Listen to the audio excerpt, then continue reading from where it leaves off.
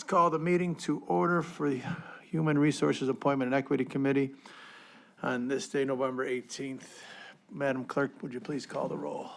As a reminder to all in attendance, this meeting is being recorded and live streamed on the county's YouTube page. Calling the roll, Mr. Sweeney. Present. Mr. Gallagher. Mr. Gallagher is absent. Ms. Conwell. Ms. Conwell is absent. Mr. Hauser. Here. Ms. Turner. Present. You have a quorum. Thank you. Approval of the minutes from the October 21st meeting. Do I have a motion? So moved. All in favor? Aye. Any opposed? No, the minutes are approved. Matters referred to the committee, Madam Clerk. And Mr. Chair, just for the record, there's no public comment submitted. Sorry about that. Any public comment? Okay, none. Resolution 2025-0312, confirming the county executive's reappointment of the Honorable Mayor Nicole Daly Jones to serve on the Cuyahoga County Planning Commission representing the West Shore region for the term January 1st, 2026 through December 31st, 2028. Thank you very much. The mayor was here about 6 months ago. She wrote us a nice letter. She wants to do it again. And I asked my colleagues if she could stay away and take the letter. They said yes, so I'm asking if there's a motion to move forward with 2025-0312. So moved. All in favor? Aye. Any opposed? The ayes have it. 2025-0312 stands approved. Moving to the full council. Next one, Madam Clerk. And can we confirm, is that second reading or second reading suspension? What do you want? There is, Mr. Chair, Chris Alvarado for the County Executive. There's no need for a second reading suspension. Thank you. Move forward. Okay, what's the next one? Resolution 2025-0313, confirming the county executive's appointment of Dr. Charles Garvin to serve on the Alcohol, Drug Addiction, and Mental Health Services Board of Cuyahoga County for the term July 1st, 2025 through June 30th, 2029. Thank you. Doctor, come on up. Director, what do you have to say? And Mr. Chair, we will be asking the Law Department to provide a proposed substitute for consideration at next week's meeting. The substitute just has to do with who Dr. Garvin would be replacing on the Adams Board. It will be Dr. Robert Fowler, not Katie Kern-Pilch, as it's written in the resolution. Thank you for catching that. And the good doctor, how are you? Very good. Thanks, Chair Sweeney and members of the committee for inviting me here today. I am Chuck Garvin. I'm a family physician, essentially retired from practice, though I still do some teaching. In fact, I just spent a couple hours this morning with first-year medical students at Case Western Reserve University. This sling is a souvenir left over from my shoulder replacement about 10 days ago, a reminder that at some point in our life, we're all patients, and I try to never forget that as well. So I'm here today because if council approves, I'm willing to serve on the Adams Board. I will tell you that I come from a family of immigrant grandparents, and we know that immigrant families are clearly having a very tough road these days. They were having a very tough road 100 years ago as well. So despite my parents' birth during the Great Depression, our parents raised us not by telling us what we were owed by other folks, but they told us and showed us how much we owed other folks in our community. Their faith and their gratitude taught us that serving others is not an option, that it's essential. And I know that you folks in public life, I don't need to tell you anything about understanding the call to serve. If you've seen my CV, you've seen a fair amount of volunteer work, much of it in medicine, but some of it not. I really had no plans to become a doctor. As soon as I finished high school, I served as an Appalachian volunteer for a couple years. Before I came back to Cleveland State, I became the first in my family to graduate from college. And after a few years working as an occupational therapist, I did start medical school, but not until I was 28 years old. I'm not a psychiatrist. I'm not a behavioral health specialist. But I've never worked a single day in family medicine without caring for people that are living with mental illness or addiction. Family physicians are trained to accompany and to care for those patients, sometimes as the only health professionals that those folks can either trust or that they can afford to see. But for many others I treated, they were also connected to mental health or substance use agencies and treatment. And I know how important that collaboration is, and I know how vital those organizations are. I've really seen firsthand how often activity at those agencies really changes lives and save lives for not just patients, but their families, their employers, and for the community. So the Adams Board mission matters very deeply. It gives agencies the resources to change lives and to save lives. The challenges now are very real. We know that there's more limitation on financial resources at the same time as growing community need and the ongoing stigma for folks with mental health and addiction issues. But I have spent my career solving problems for individual patients one at a time, and during a lot of my time is in administration finding better and more efficient ways to provide more people with care and with hope. I do bring some board experience to this as well. I understand and respect the distinction between governance and management, between a board member and a chief executive. The Adams Board has chosen a very capable and committed president and CEO. If I am confirmed for this, I plan to support him fully, and when needed, to challenge him constructively. I think that's what good governance and partnership require. And that's about it for me. Thanks for the opportunity to even think about serving in this role. Not much to think about. Very thankful that you, as a human being and a professional that you are, is willing to do this. It's some heavy-duty stuff that you're walking yourself into, but you've never been shy or never shied away from stuff like this. I've had the privilege of knowing you for a very long time. And what'd you call it? Constructive criticism, or no, not in regards to Challenge support? constructively, I think. Yeah, I mean, that's the perfect way to put it. And I'm excited about the timing of you and the new CEO and president. I had the privilege of sitting with him for an hour last week. And the Adams Board's been around for a while, most of the entire time of my career with Mr. Dennehan and under Scott. But now it's in the new chapter. And there's some tenured board members, but having you on it and the new, I think we're going to infuse some new thoughts, and especially with the reality of what's happening this week with the budget, and you got to figure out with all the different entities that you help move forward. The one thing that comes to mind for me, just with the Adams Board and the group that you support, it's hard to make decisions on new ones, right? Because you have 26, and they're all highly performing. And then 27 and 28 want to come in. How do you imagine you're going to work through that in regards to new entities that want to become part of the Adams Board family? Does that make some sense? It just came to me. I don't want to put you on the spot, but that's... Well, I think it's going to be very challenging. And I do think that, the heavy lifting there is really going to be the president and his staff. But I think, I have respect for that board already. I do think it is going to be, I don't think it's ever been easy, but I think it's going to be harder than ever. And I think the board, will work with the president about, sort of setting priorities, strategic,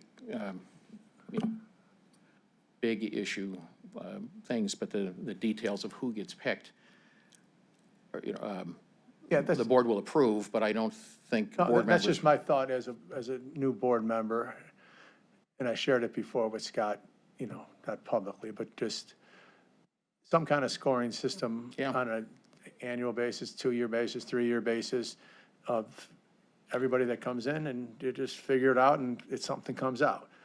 And that's just my thought as a council person from District 3. I absolutely think that there should be openness to new and different programming, along with currently successful Yeah, programming. whatever the mission of Yeah. Adams Board is, whatever group would help meet that. Sometimes, spread thin, everybody's at 10%, or we do this or that. So I just shared my thoughts, to answer. Anything else, my colleagues? Michael? Just a super quick question through the chair to the speaker. Doc, can you just tell us maybe some of your top priorities if appointed to this 4-year term? To be completely honest, I do not have any real agenda. I don't come representing any particular group. I told you that my career is as a family doctor, and I've taken care of folks with a wide range of things, including addiction and mental illness. I have interfaced with many individuals providing addiction treatment and mental health services, as well as agencies. But I really don't come with any particular plan. I come with kind of an openness to learn more about what the evaluations of these programs have been, what the applications are like, and moving forward from there. Madam Chairwoman. Through the chair, good morning. I also had an opportunity to sit with your new leader last week. One of the things we discussed was the morale of the staff, and I know it's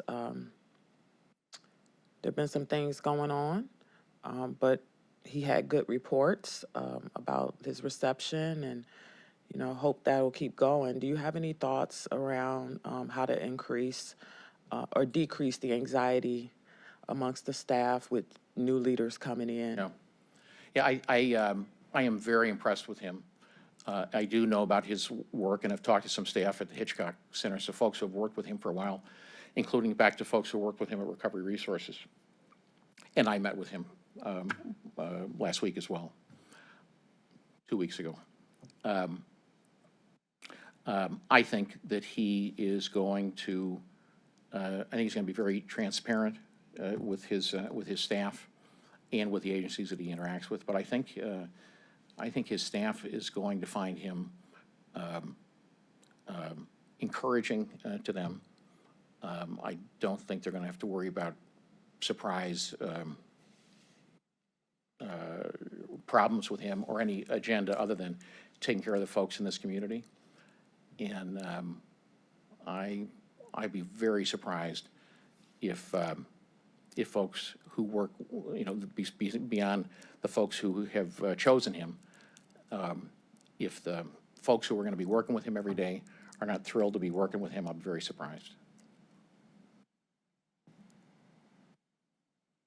Thank you very much. Any other questions? None? I have one big request. I talked to Danny the other day. Please tell Billy I said hi. He's the nicest brother. I delivered that message. Okay, thank you. Thank you. Resolution number 2025-0313, can I have a motion? So move. All in favor? Aye. Any opposed? No? Please add my name if you don't mind. And mine as well. 0205-0313, second reading suspension, that's what they wanted, right? Mr. Chair, we no, actually do not need a second reading There's the suspension for amendment. this. Okay. Well, we're good. Let's move forward to the next one. Resolution 2025-0314, confirming the county executive's reappointment of Isabel G. Klein to serve on the Cuyahoga County Archives Advisory Commission for the term December 1st, 2025 through November 30th, 2029. And Awesome. Mr. Chair, we will be asking for a second reading suspension for this. It's a very important board to serve on. It is. Let's hear it. Good morning, everyone. Let's him, Thank he's going to you. introduce you. Oh, He's going to do something like, we're, on behalf of the executive, recommend. So Chris Alvarado, on behalf of the county executive and pursuant to County Ordinance 0214-0028, we're here to recommend the reappointment of Isabel Klein to serve on the Cuyahoga County Archives Advisory Commission for the term December 1st, 2025 to November 30th, 2029. We are requesting a second reading suspension of the rules. Thank you. Hi, Hi, how are you? Good morning, everyone. Thank you for this opportunity to speak today. My name is Isabel Klein, and I'm honored to be considered for reappointment to the Cuyahoga County Archives Advisory Commission. I'm deeply committed to the preservation, accessibility, and integrity of our county's historical records. Over the past several years, serving on this commission has allowed me to contribute meaningfully to a mission I care very much about, which is ensuring that our public records remain accurate, well-preserved, and accessible to the residents of Cuyahoga County. These materials are not simply documents. They are evidence of government functions, community history, and our shared civic memory. That commitment to public service and responsible stewardship is why I'm seeking reappointment. My qualifications reflect both professional training and practical experience. I hold a master's degree in library science with a specialization in archives and records management, and I'm a certified archivist and a member of the Academy of Certified Archivists. My early professional work included an internship at the Library of Congress, as well as hands-on archival experience with institutions such as the Artist Archives of the Western Reserve and the Cuyahoga County Archives itself. Through these roles, I gained direct experience arranging, describing, and preserving records, work that shapes my understanding of how vital archival management and records management are to government accountability, function, and long-term preservation. In addition to my archival experience, I bring a strong background in community-facing public service.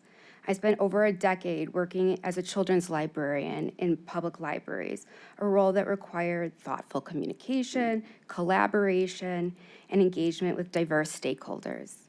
As a current member of this commission, I offer continuity and a clear understanding of our goals, our responsibilities, and the long-term work required to both maintain and strengthen our county's archival practices. Looking ahead, I'm eager to continue supporting strategic and sustainable archival practices that support transparency and long-term access. I care deeply about ensuring our county archives are not only preserve the past, but also remain accessible and useful for future generations. It would be a privilege to continue serving in this capacity. Thank you for your time, your consideration, and for the work that you all do. Very well written and delivered, and I'm so glad I got the opportunity to sit and visit with you in the Yes, back. thank you. Thank Kind you. of cool watching your passion about this stuff. It's very important. Tell me a little bit, tell everybody what we talked about, the importance of the resource of the archives, Sure. not just a piece of, It's not, right. It's just not a piece of paper. It's not. And we, as a commission, we've also tried to bring more visibility and public awareness to the archives with the general public. But it also, one of the things that I think is very important is sharing with government employees and departments that the archives also serves you and your daily functions and activities. And it's so important that we make sure that we have the documentation that you guys can reference in order to know our history, to make decisions and policy also moving forward. And you're part of the process of. I'm trying, of- yeah. Of Oh, governance. yes, yes. So where is this place? Is it on the east side? Is it on the west side? It's on the Is it e- Independence? Where's it at? It's on Perkins Avenue. I think right On the corner, on the corner, yeah, on the corner. Shares like, 40th, yeah, 40th and Perkins. Perkins. It's Not just on the near east side. Yeah, and the parking's not too bad. They just repaved a lot, so. And it's nice. It's very accessible. When you walk in, you see some absolutely dedicated coworkers. And Yes. they're here to serve, and not everybody knows the value of the information that's there, from the constituent that needs this one piece of paper to be able to identify, to get their passport, for us to be able to understand the history before we make a decision, and the information will be valuable as we do our due diligence. So I can't thank you enough. Any questions? Yes, thank you. Through the chair, good morning. Hi, good morning. While scanning through your professional experience. It states that you work at the Warrensville Heights branch I did work at the Warrensville Heights Did. branch for 7.5 for years. 7.5 yes, years. yes. You noted that you were responsible for improving strategic partnerships. Sure. And I was wondering if you could talk a little bit about that and if you see any opportunities. So I worked a lot with the city of Warrensville and the school district. They were in children's librarianship, making sure we get the buy-in of the parents and the teachers, and we're there to support our children's and families' literacy and development and learning. And so really focused on getting kids into the library early, getting library cards. We're doing trauma therapy programs, art therapy programs that I helped coordinate to serve the community. And also, when MyCom was still MyCom, we got a lot of grant funding for that.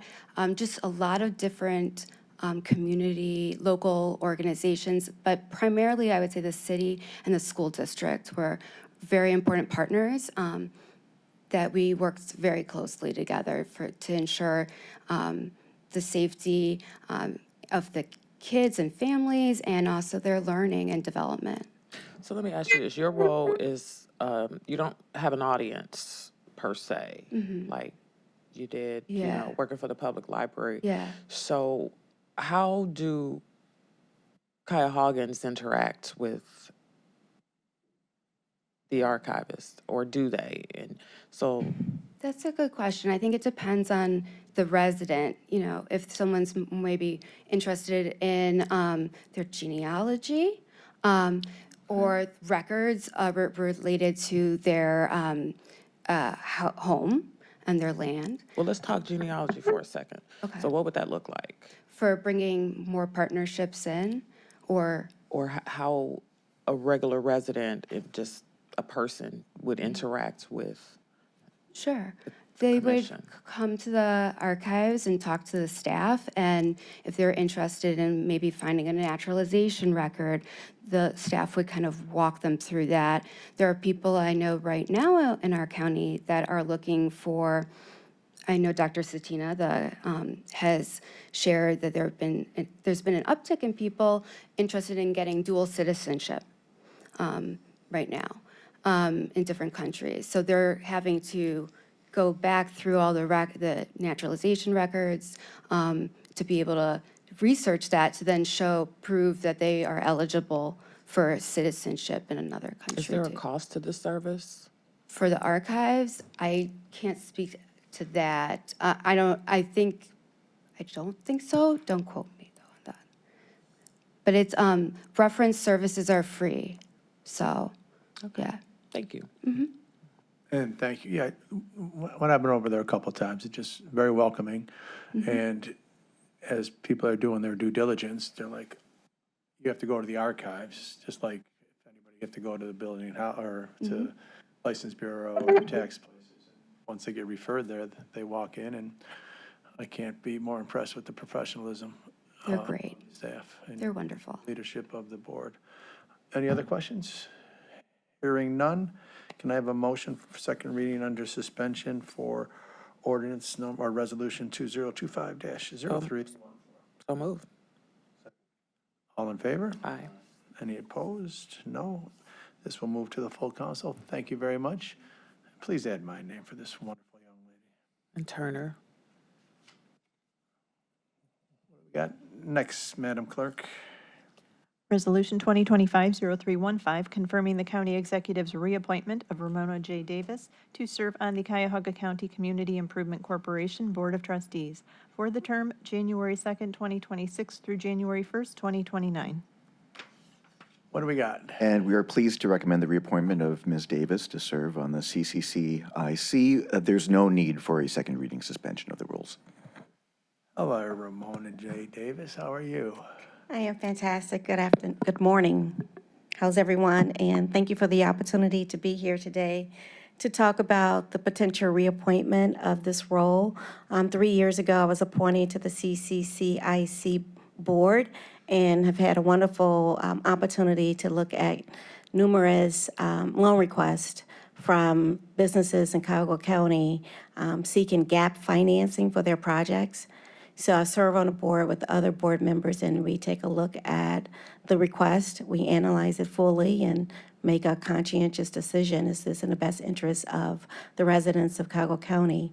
And is it in the best interest of the loan fund for the county? Prior to that, or in addition to that, I have a 30-year career in banking where I've provided access to capital to small business owners. So for me to serve on this board, I am using the same skill set that I've used my entire career, looking at the loan requests, looking at the borrower and the character of the borrower and their financial position and the conditions that we're currently in to make a wise decision. Is this in the best interest of the county to fund this project? As you know, the projects tend to request job creation as well as job retention. And so serving on the board, I feel like I am contributing to the growth of Cuyahoga County as well as helping small business owners. And professionally, like I said, I have 30 years in banking, providing access to capital.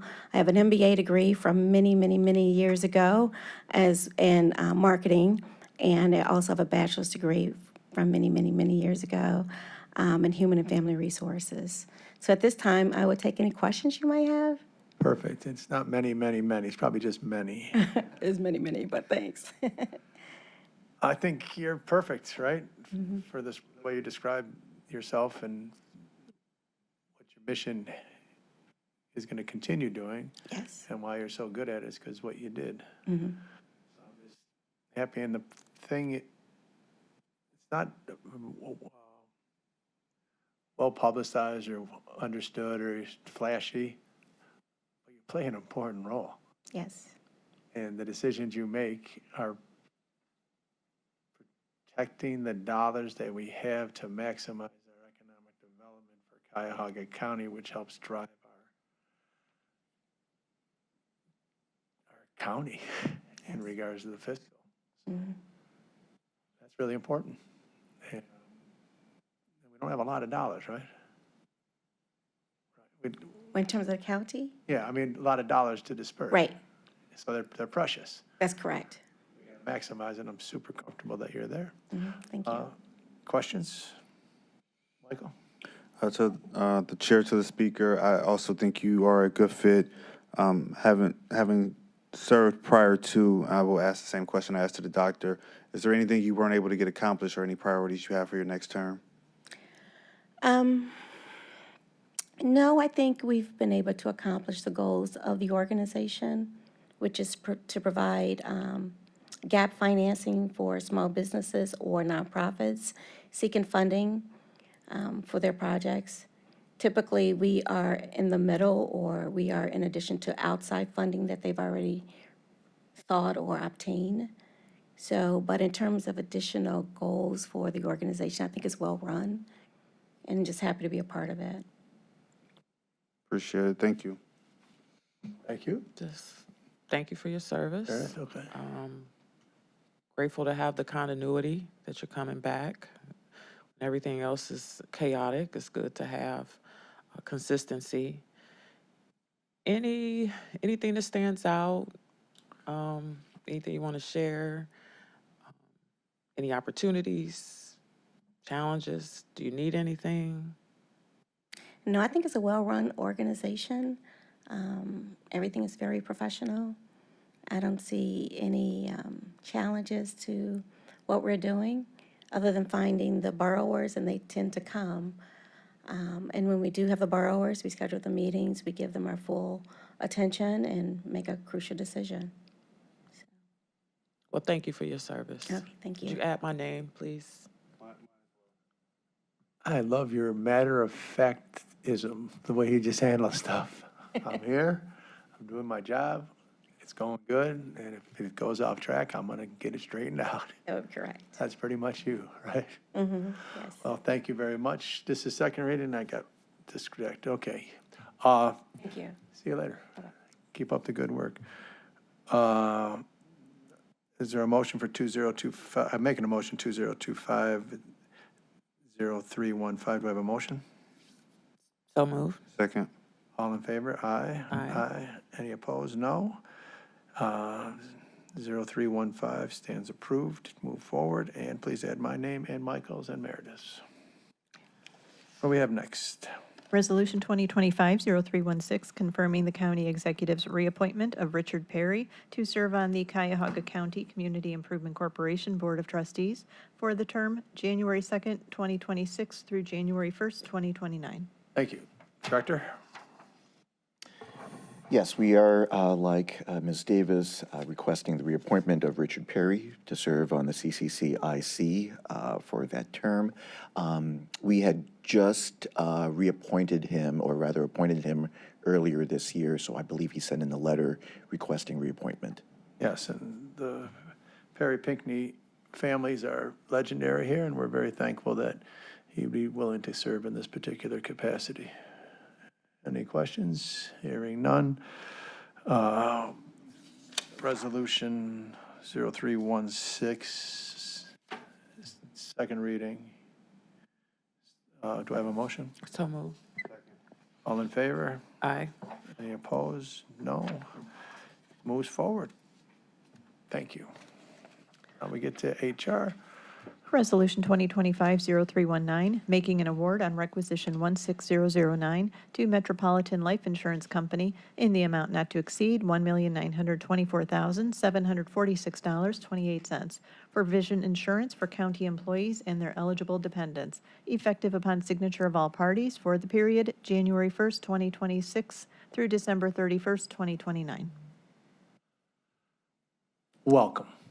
Thank you. The floor is yours. All right. Good morning, Chairman Speedy and members of committee. I'm Sarah Nemesil, Director of Human Resources for the County Executive. This contract is for our group vision care plan for the period of January 1st, 26 through December 31st, 2029. I'm here today with my colleagues, Gloria Langford, our HR Director of Benefits, as well as our Business Services Manager, Stephen Witt. I'll now turn the presentation over to Gloria, who will speak on this contract. Thank you. Hello, Gloria. Yes, good morning, Chairman Sweeney and committee members. Gloria Langford on behalf of Human Resources, and once again, this is the contract for our group vision care plan effective 1/1/2026 through calendar year 2029. Metropolitan Life Insurance Company is better known to us all as MetLife, so I'll refer to it as MetLife. The name of the plan of this contract will actually be the MetLife Vision Care Superior Vision Network. This is a fully insured contract, meaning in part that MetLife will be 100% responsible for all the vision care claims, the service, and the risk. Now, there were 6 proposals, as you've seen in the documentation, in response to the May 30th, 2025 RFP. Human Resources Management staff, along with Oswald, our benefits consultant, independently evaluated and scored all the proposals received. And the combined scoring ranked MetLife highest overall. And it actually provides a lower cost and an improved provider network. The proposal provides a 6.65% cost decrease over the current per employee per month fixed rate, and all other proposals provided a cost increase.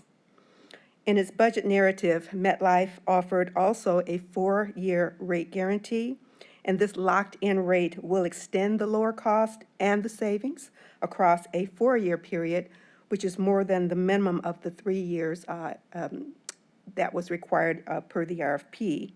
Also, in its budget narrative, MetLife offered the county a one-time implementation credit that will provide an additional $25,000, and that's in addition to the already reduced cost offering. I wanted to also share a little bit about the network, the improved network that we will be, that would be provided under the MetLife plan. As mentioned, it will provide not only improved member access, but also an improved breadth of networks, not only over our area, but nationwide. And the MetLife Superior Vision Network, which is the plan that we would be assuming, will keep our favorites that we already enjoy in networks such as VisionWorks, Pearl Vision, on the lower end, Walmart, Sam's Club, but it will expand to include more of the lower cost options that employees have been coming to HR benefits requesting, why aren't we covered there, such as America's Best and Target Optical and Costco. And it will add to the mid-range providers in network lens crafters that many of us also wish that we also could have. So when you go into the mall, you could not only look into your options over at VisionWorks, but you can go around the corner and look at your options at lens crafters as well, if you wish to do so. And in addition to the physical providers, we keep our current online providers, and it expands to provide options such as 1-800-CONTACTS and Warby Parker. Employees and covered family members will continue to enjoy LASIK and hearing discounts, and will also enjoy an improved frame allowance. And we respectfully request that the committee move this item for consideration by full council. Thank you for your due diligence, and your team should be commended for making sure that we have the best insurance for our vision for the coworkers that we have, and our benefits are very important to all of us. So, any questions? Michael? I'm going to second that through the chair to the speaker. On behalf of the county employees, I just want to thank you publicly. I've worked in a couple different places. The county has one of the best insurances, probably second to CMSD. And so I just want to thank you guys. We trust you. I'm sure you did your due diligence. And so even from dental to visual, you guys do great work. So I just want to publicly thank you guys, the whole office, for on behalf of all our county employees. Thank you for your comments, Councilman. Meredith? One down, two to go. Do I have a motion for 0319? So moved. All in favor? Aye. Any opposed? Hearing none. 0319, second reading or no? Doesn't need second reading. 0319 stands approved. Through the chair, would you add my name? Please add her name, or the chairwoman's name. And would you add my name to the previous one as well, Mr. Perry? Yes. Through the chair, when will they be able to go to Lens Crafter? January 1st if they're open, or January 2nd Okay, thank if they're you. closed for the holiday.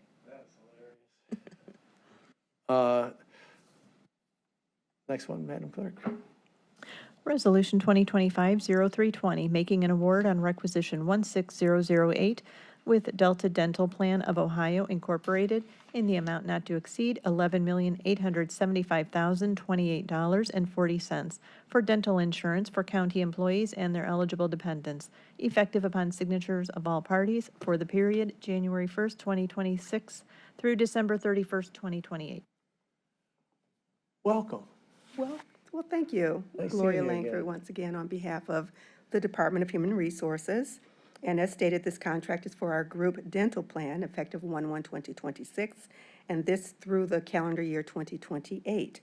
Delta Dental of Ohio is our incumbent dental plan provider. And this is a fully insured contract, meaning in part that Delta Dental of Ohio will be 100% responsible for the dental claims and the service and the risk. There were 6 proposals here as well, received in response to the May 1st, 2025 RFP.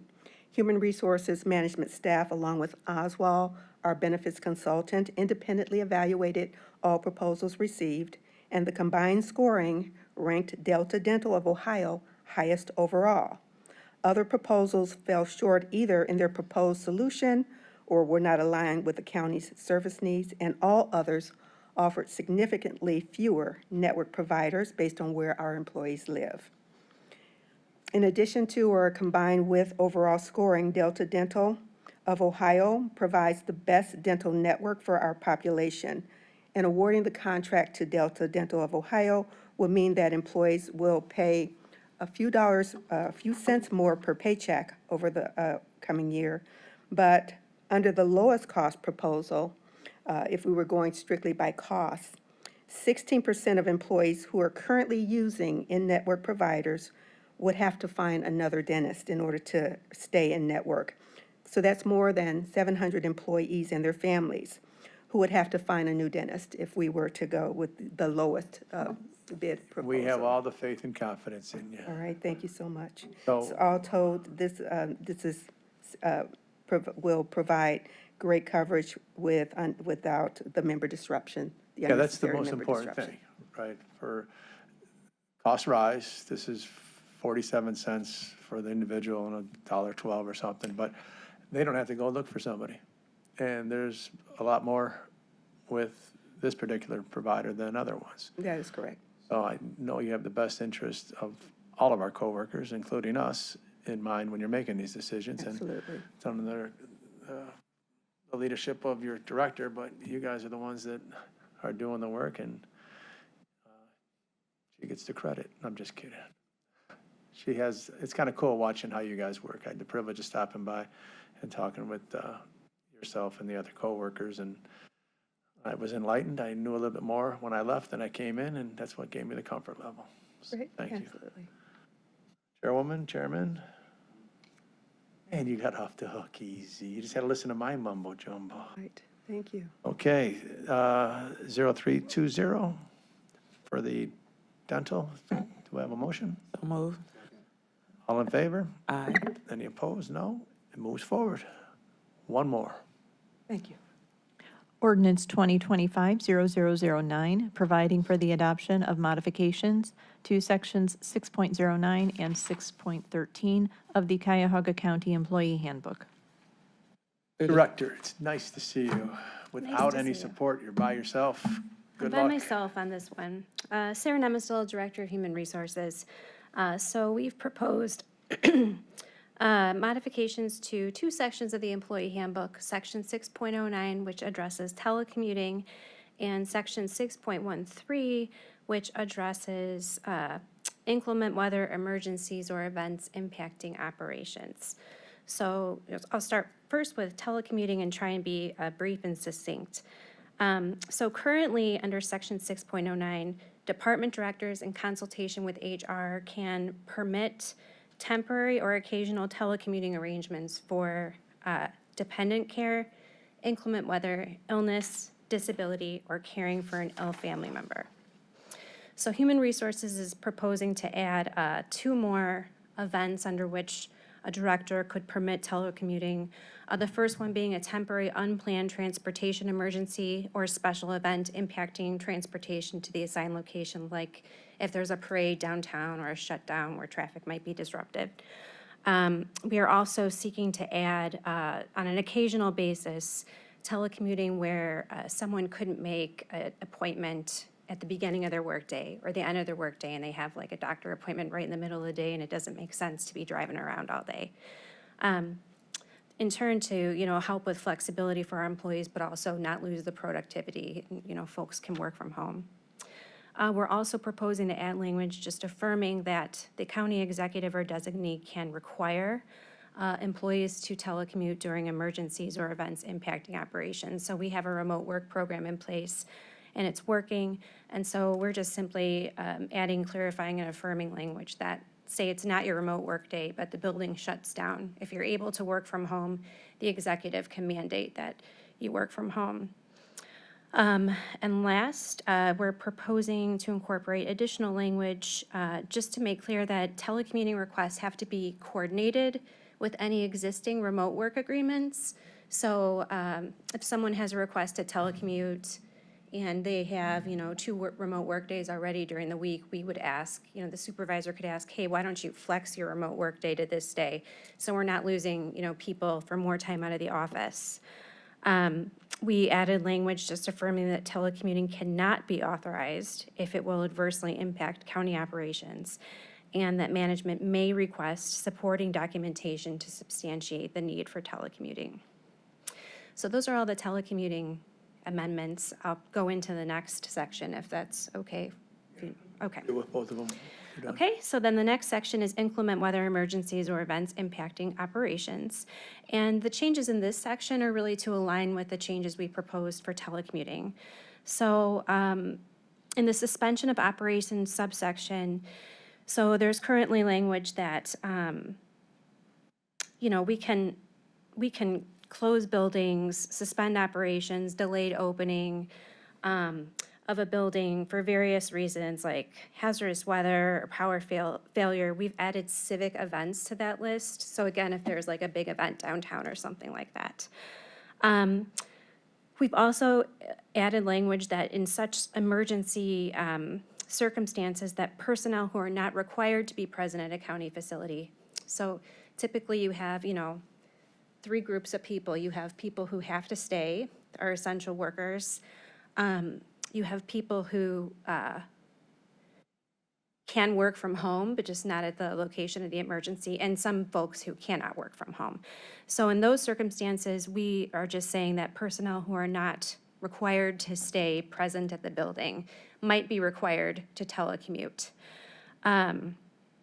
And we are also adding, in the pay provisions during suspended operations section, the ability to telecommute is a factor that the county will consider in determining pay provisions during emergency or suspended operations. And some amendments to the non-emergency, delayed openings, early closings, and suspension of operations section to align with the changes to the previous sections.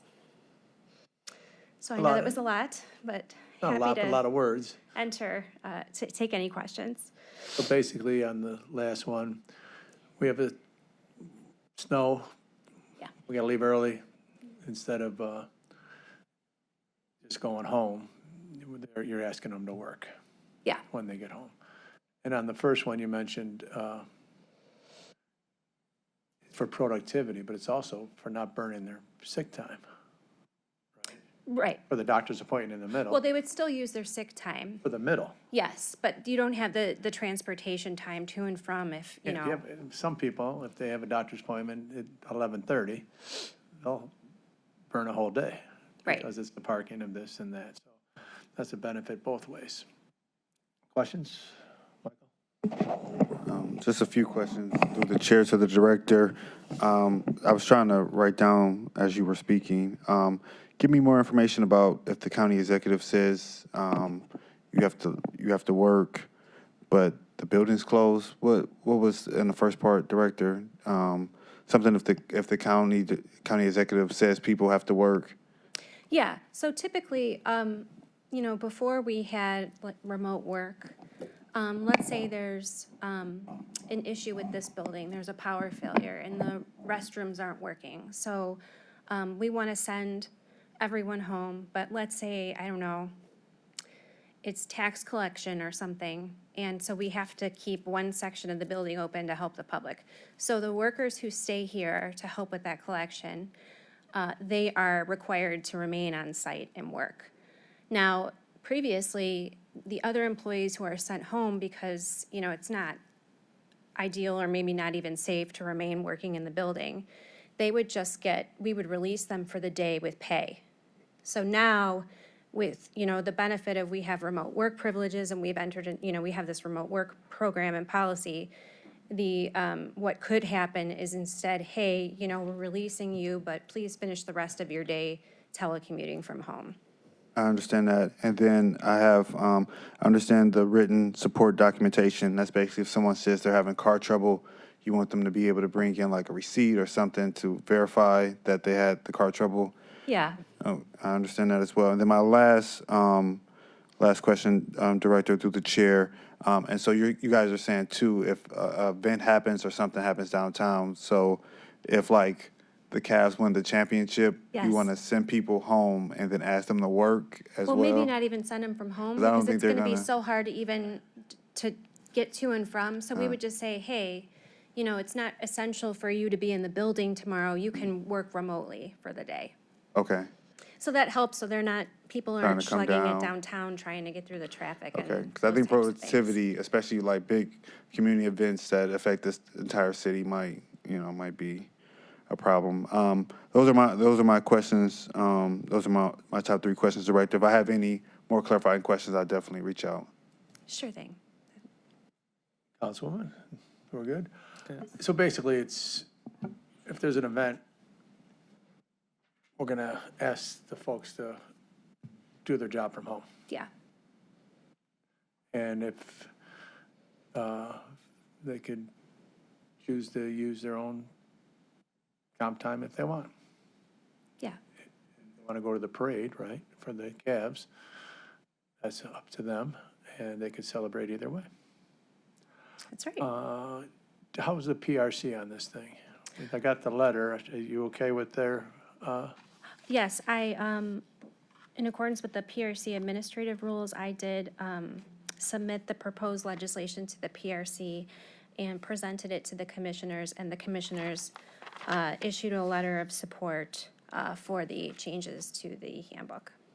yeah, I just want to make sure that submitting a letter and their support, I just want to make sure you're comfortable after reviewing it, because you drive this particular department. So we're all good? We're all good. Okay, thank you very much. May I have a motion to pass 0009, employee handbook? So moved. All in favor? Aye. Any opposed? Hearing none. This will move forward to the full committee. Through the chair, would you add my name? I'd like to add the councilwoman, the chairwoman's name. I'll add my name And I and think the previous one too. I might have missed that, the Delta Dental. Delta Dental. Noted, thank you. Okay. Any miscellaneous? Hearing none. Thank you, everybody, for your patience and contributions.